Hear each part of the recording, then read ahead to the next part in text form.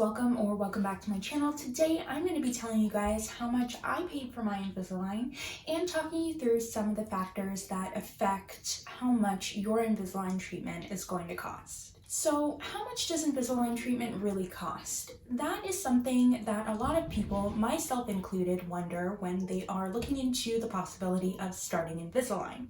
Not everyone, however, is willing to share information about how much they pay or paid for their Invisalign treatment. I personally don't really see an issue with sharing this information as long as there is the caveat that there are a number of different things that will affect the price for each individual person, and I will get into that a little bit more later on in today's video. As I mentioned before, there are a number of different factors that will affect how much Invisalign treatment is going to cost for each person. The most important factor, hands down, is your teeth. Everyone's teeth, as well as the specific issues that they're trying to fix with Invisalign treatment, are going to vary quite a bit from person to person, and as a result, so will the cost to treat each individual case. The next factors are the severity of your case and what issues you are trying to fix with Invisalign treatment. It makes sense then that more severe cases are going to take a longer amount of time to treat and therefore be more expensive in the end. More complex issues also will require additional, let's say, machinery like elastics and hooks that are going to add to the overall cost of the Invisalign treatment. Another important thing to keep in mind is that there may be things that need to be fixed that you aren't even aware of until you go for a consultation. When I went in for my consultation and spoke with the treatment coordinator after having some pictures and x-rays taken of my teeth, she asked me what it was exactly that I was looking to accomplish with Invisalign treatment. For me personally, that was straightening out my bottom row of teeth, which is really crowded. And when she asked me whether there were any other concerns that I had when it came to my teeth, my answer was basically no. It was just that bottom row of teeth that was the issue for me. And at that point, she actually looked pretty surprised. And we went over some of the pictures that they had taken because before I spoke with the appointment coordinator, they took a lot of different pictures from different angles as well as x-rays. And one of the pictures that she showed me was sort of a bottom-up view of my top row of teeth. And she pointed out that there was a lot of what they call rotation and, crowding as well, and misalignment overall in my top row of teeth. That's something that I never really noticed until she pointed it out. So that is always a possibility that there are additional concerns with your teeth that you might not even know of until you go in for your consultation and really sit down and take a good look at your teeth. Another thing to consider is where you live. So not just the country or even just the city, even though it is the same set of teeth, the same issues, the cost does vary significantly from place to place, even though they are within the same area. So one thing that I would really suggest is shopping around. For the most part, Invisalign consultations are provided completely free of charge, so you're really not losing out on anything if you visit a couple of different orthodontic offices before making your final choice. So definitely, if you do have the time to shop around and get consultations at a few different places in your area, I would definitely suggest that. Another thing to consider is whether you have orthodontic coverage through an insurance or benefits program, whether that be through work, school, or your parents, because that can save you a lot of money. Here in Canada, if you do have orthodontic coverage, it usually covers at least $1,500, which, depending on how much the total cost of your treatment is, could make a huge dent in the total amount of money that you're going to have to spend on something like this. If you're in high school or younger, you might have coverage through your parents' benefits. If you're in university, your campus health plan might be able to cover some of the costs. If you're a student at any stage, I would definitely suggest asking your orthodontic office if they offer any sort of student discounts, because I know many of them do. And if you're working, your employer may offer benefits that include orthodontic coverage. Even if they don't, they might offer a discount program that could get you at least a little discount off of the total cost of treatment to, save you a couple dollars. Discount programs like Percopolis, Vengo, and even Groupon could really come in handy at this point just to save you a couple of dollars, because it is a pretty significant financial investment if you do choose to go ahead with any form of orthodontic treatment. That being said, if you live in Ontario, leave me a comment below. I might be able to hook you up with a discount depending on where you live. Now, I'm sure there are a ton of other things that I haven't mentioned that would also affect the cost of your orthodontic treatment, so do your research, take the time. Like I've said, it is a pretty big financial investment, so it's really important that you are considering everything and making the right decision. So now getting on to what you probably clicked on this video to find out, how much I paid for my Invisalign treatment. So I have all my information right here from my orthodontist that I will now share with you guys. My total treatment cost was $6,680 Canadian. My particular case involves a lot of different things that needed to be addressed with my treatment plan. I have a list right down here, so if I'm looking down, it's just because I am making sure that I hit on all of the points here. So the conditions that pertain to me specifically are crowding on the top and bottom, what are called rotations, which is just teeth that have shifted in a way that they're not supposed to, a deep overbite, protruded upper teeth, a cross bite, a midline discrepancy, and a class 2 retruded jaw. So delving into each one of those things a bit further. So crowding is exactly what it sounds like. There's not a lot of space in my mouth, so my teeth sort of overlap and it looks crowded. So what they're gonna have to do in order to fix that crowding issue is basically just make a bit more space in my mouth. Because of the shape of my jaw, my teeth are really crowded. So basically your jaw is supposed to be a nice arch, sort of this shape, and mine is sort of squished in like this. So it's caused a lot of problems and just made my teeth really crowded overall. The second thing is rotation. So like I mentioned earlier, basically what a rotation is a tooth that's oriented in a way that it's not supposed to be.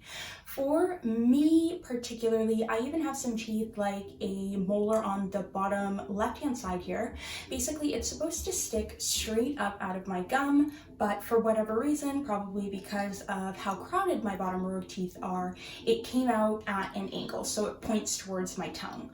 Also, my top teeth here, right beside my two front teeth, they're supposed to sit like flat so that they make sort of an arch, but because of the crowding on my top, they sort of tilted forward and they're overlapping over my two front teeth. Next is what is called a deep overbite. Basically, I have an overbite and my top row of teeth essentially completely cover the bottom row. The next thing is protruded upper teeth.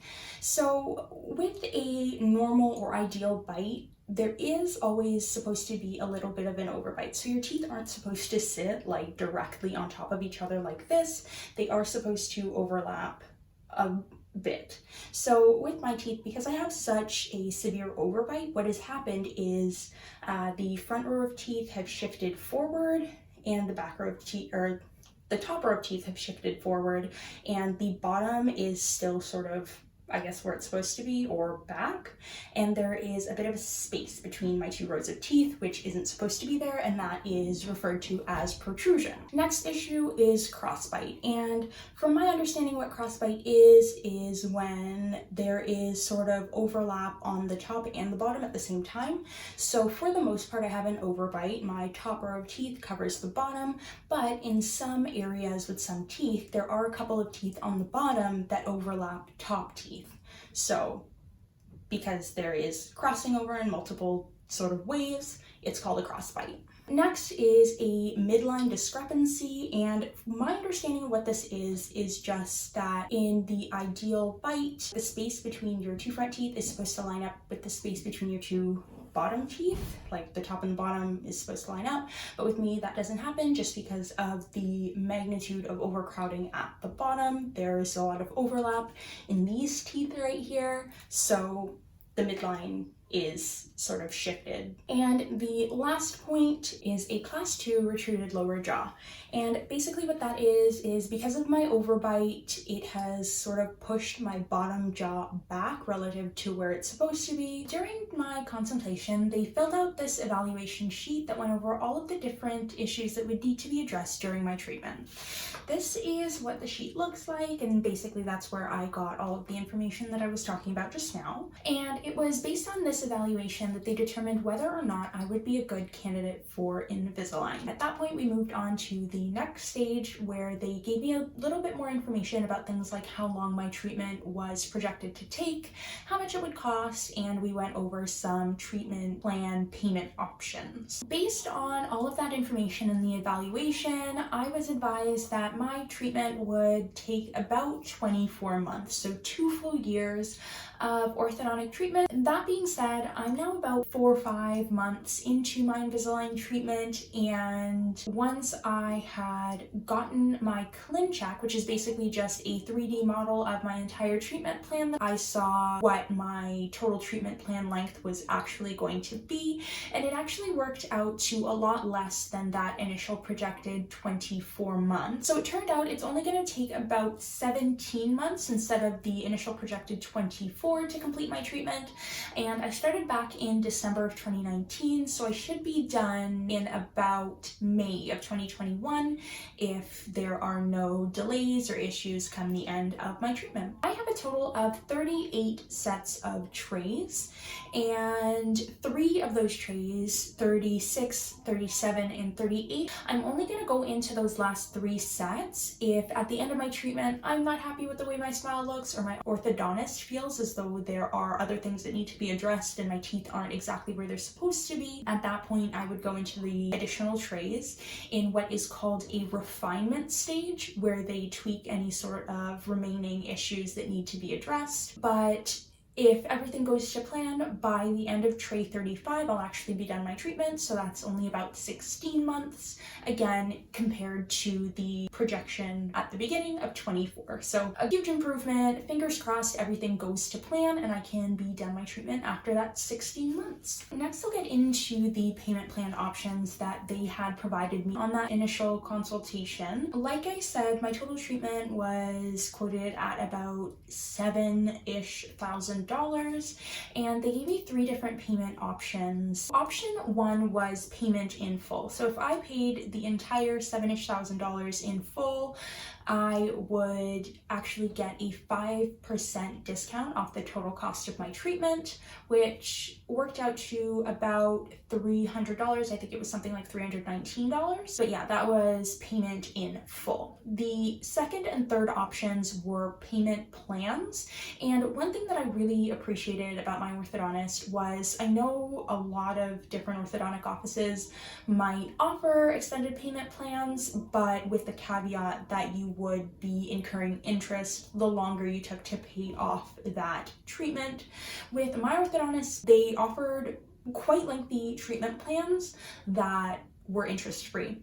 So option 2 was $1,595 down and 22 months of equal payments, and with that option, each month I would be paying $217.50 towards that, total about $7,000 plan. And option number 3 was a $500 down payment with 30 monthly payments, so a longer term of $196 a month. So I'd be paying less upfront, less each month, but it would take me a lot longer to pay off the total amount that I was owing. One thing to keep in mind is that factored into all 3 of those payment options was the fact that through my work, I got a $300 discount off of my treatment. So it was $300 less than that initial quote of $6,680. Once I decided that I wanted to go through with the treatment, they gave me 1 month to decide which of those 3 payment options I would go with. And what they suggested as the best option to go with by default was option number 3. So that was the